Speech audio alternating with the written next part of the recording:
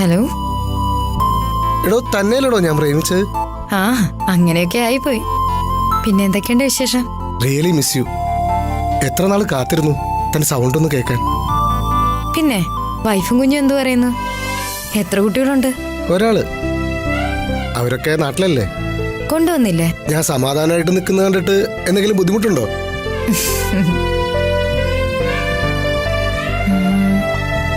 ഞാൻ message delete ചെയ്യും കേട്ടോ. എന്തിനാ മെസ്സേജ് ഡിലീറ്റ് ആക്കുന്നത്?